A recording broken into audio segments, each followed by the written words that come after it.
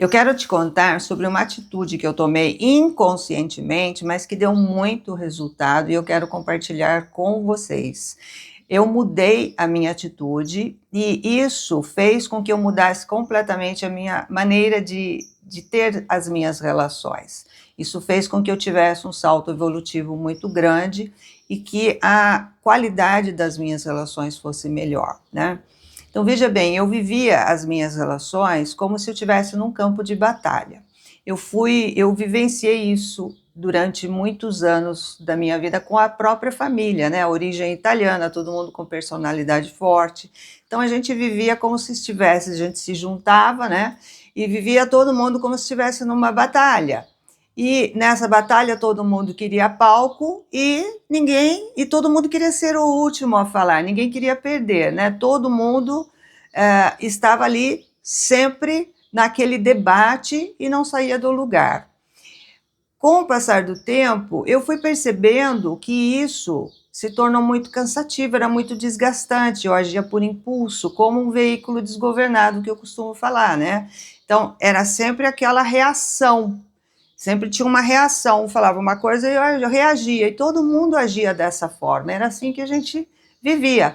Chegou um determinado momento, que é aí que eu digo que é atitude, eu simplesmente cansei e parei ali.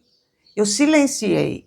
E aí eu comecei a ficar na minha e deixar rolar, porque a conversa era improdutiva e disfuncional e completamente reativa. Foi aí nesse silêncio que eu me dei conta que todo mundo queria ter razão. E realmente todo mundo tinha razão.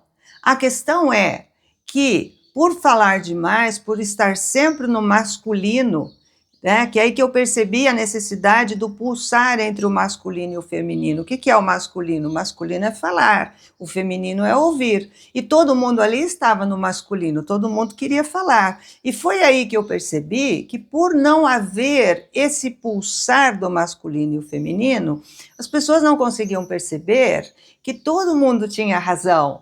Só que o que acontece? Todo mundo estava falando a mesma coisa, por caminhos diferentes, por perspectivas diferentes, por línguas diferentes, ou seja, não se entendiam, mas todo mundo estava falando a mesma coisa, até que eu olhei e falei, poxa, mas eles estão falando a mesma coisa, discutindo, me conta qual é o seu posicionamento, como você chega lá, e eu digo como eu chego, entendeu? Mas para isso precisa ter a humildade de ouvir, e isso não acontecia.